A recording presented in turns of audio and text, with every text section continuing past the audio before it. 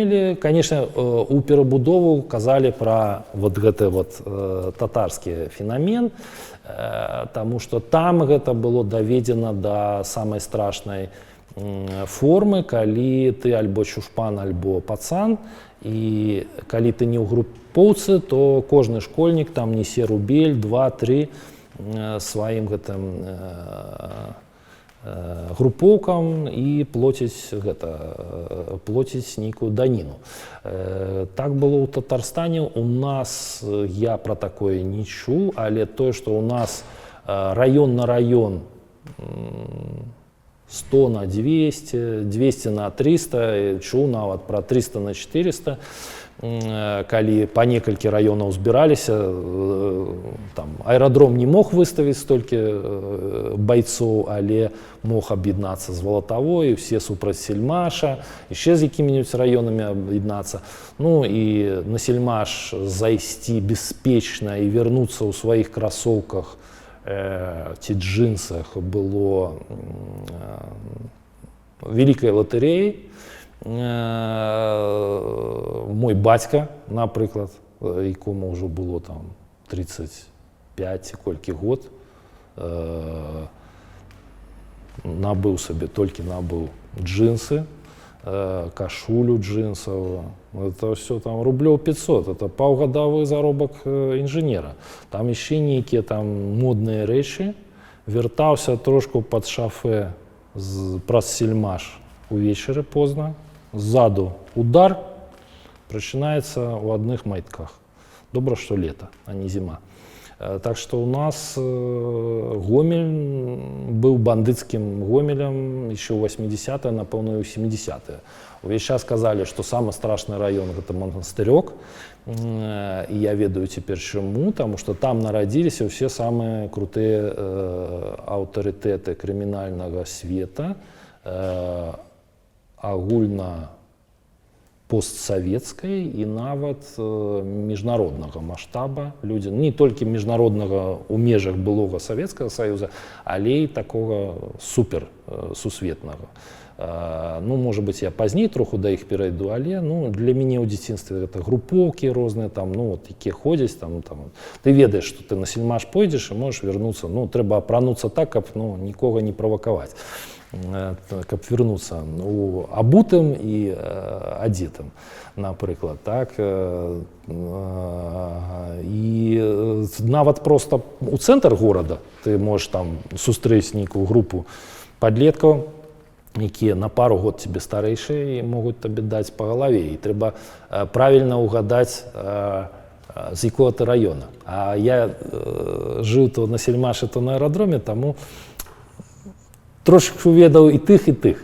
І таму мог... І зараз вам думаеш, а з якого на раёна? Халера, што адказаць? З аэрадрома ці з Сельмаша? Можа і на Сельмаш? І не ўгадаў. Але мне пашчасціла выходзіць з гэтага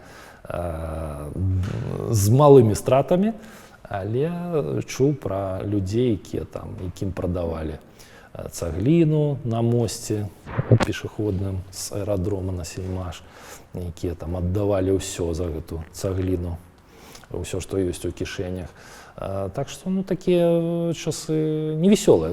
І я так весела распавядаю, але насамрэч ты ходзіш у школу і чуеш там, мы будуем камунізм, тут мы інтэрнацыяналісты, ўсё гэта, мы будаўнікі камунізма, мы самае лепшае зараз будуем. А ты выходзіш са школы, а тут у тебе разборкі нейкія, з раёна ў раён нармальна не можаш пайсці. І гэта неяк так разбурала веру ў светлыя ідэалы ленінізма, камунізма і ў тое, што гэта нармальная сістэма. А міліцыі было плеваць. Я, напрыклад, трапіў у пастарунак, я чалавек, у якого пяцёркі адны былі ў канцы года, пачынаючы амаль з першага класа, з трэцяга прынамсі. Я трапіў, мяне камсамольцы зацягнулі ў нейкі там апорны пункт, таму што мы проста, боролись реально там, гэта не была бойка нейкая з хлопцамі, а гэтым трэба было нейкі чарговы пратакол, кагосьці оформить хулиганам. И гэтыя комсомольщики нас просто оформили и ледь не сапсавали мне всю будущую карьеру. Ну, в Советском Союзе я б уже проходил, як бы, так у него привод уже у 11 ці 12 год. Вось, так что, ну, праваахоўная сістэма на гэта все слаба рэагавала, і наш участковы мне тады сказал, я вот аднойчы трапіў там у перадзелку, там забрали грошы. Ну, напрыклад, нам трэба было с аэрадрома пайсці на УПК, так званое. Не ведаеце, у школах сучасных ёсць такое УПК. Такія урокі труда толькі на цэлы дзень і вучыцца нейкай прафесіі будучай, такой працоўнай. І нам выпало на сельмаш хадзіць. Вот мы прыйшлі на сельмаш, трошку спазніліся, не з усёй групай выходзілі, і настроя іх чалавек 11-12 і троху старэйшыя хлопцы, так што шансаў не было адбіцца. Прыйшлося аддаць, ну, нават нас ніхто і не пытаў. У прынцыпе, забралі ўсё, што было. На шчасце, вопратка ў нас была непрывабная, таму адпусцілі у нашых... Пайшлі мы не босамі і не голымі да хаты. А калі я міліцыянеру пра гэта ўсё сказаў, ну, ён кажа, ну, так... Надо было в морду даць. Вот и все. Ну, вот такие у их методы были. Ну, а мне падаецца, што сярод гэтых хлопцаў, якія нас тады білі, быў адзін з удзельнікаў будучай у 90-е гады, чувачок, які пасля удзельнічаў у групоўцы Марозаўцы слыннай.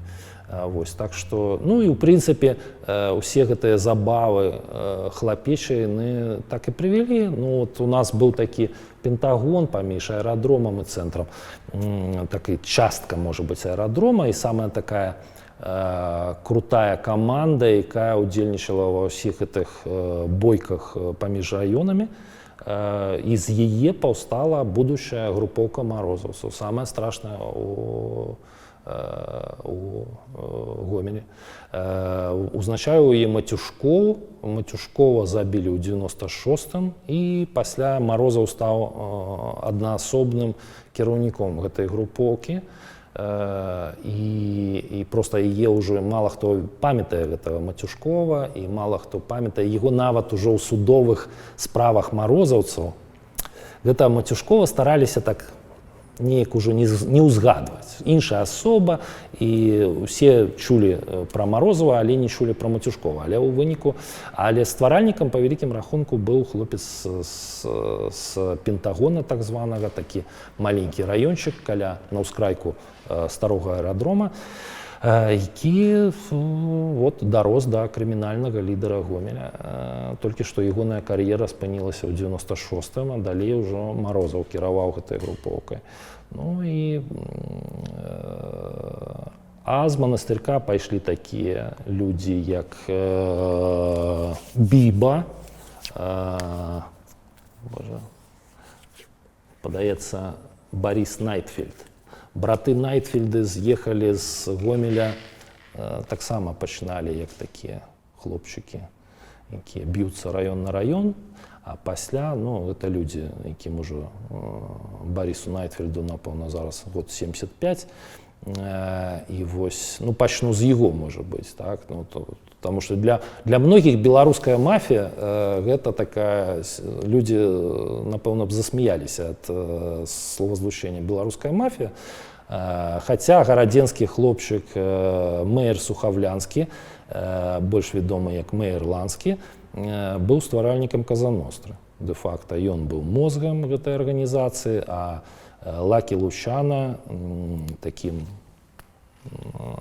відавочным старшынём, але дарадцам і мозгам стварэння Казанова быў Мэйр Ланскі, чалавек, які вырас у горадзе Гродна і з'ехаў у Нью-Йорк толькі ў 10-гадовым узросце, недзе там у 1905 ці якім годзе, ці 12, не памятаю.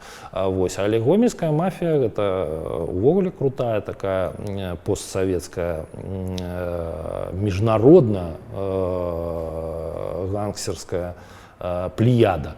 Вот гэты гомельскі манастырёк даў, ну, вот это Борис Найтфельд, это гамельчанин, які па габрэйскай лініі міграваў у Нью-Йорк. Ну и вот всем людям подается, что Брайтон-Бич это же Одесса, это же одесситы. Но на самом деле под конец 80-х и у початку 90-х рулил Брайтоном Борис Найтфельд, Биба. Он все еще живы, и там можна ў інтэрнэце пра яго трошечку пашукаць. Вось чалавек, які там даволі хутка зрабіў кар'еру сярод крымінальных лідараў тагачасных канца 70-х, пачатку 80-х на Брайтон-Біч, але дарос да гаспадара Брайтона. Яшчэ больш крупная фігура — гэта таварыш Александр Тимошенко,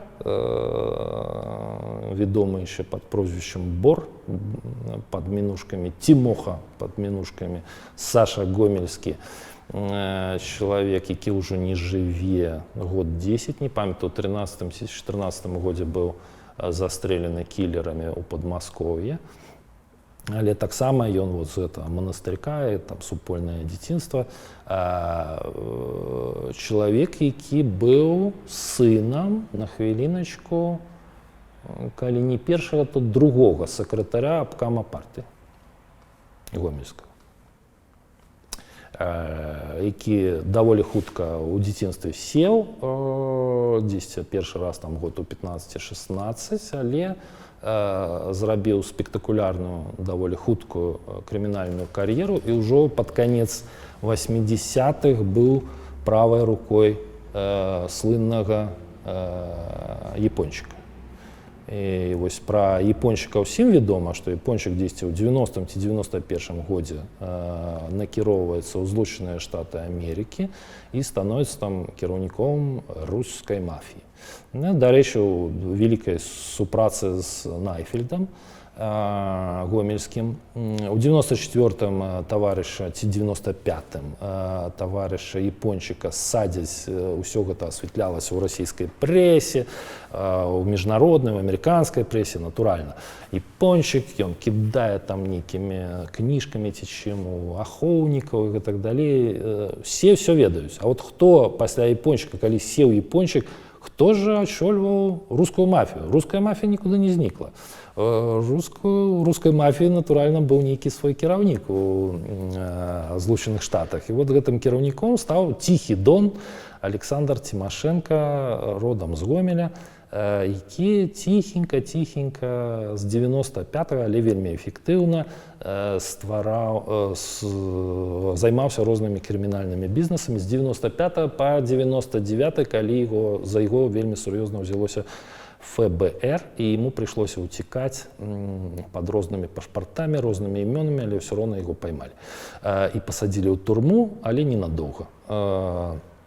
Вось. А вось нават у клане Сапрана, дарэчы, ёсць, ну, дапускаю, што хтосьці глядзіць нас і ведае гэты слынны серыял, і калісьці яго глядзеў, вот калі там распавядаюць пра тое, як італьянская мафія у нейкім там 3-4 сезоне італьянская мафія раскручвае такія фірмы-аднадзёнкі, якія пасля банкрутуюць, кідаюць на грошы акцыянераў, а выводзілі іх на біржу. Ну вот гэта ўсё ў супрацы з Тимошенко Бором.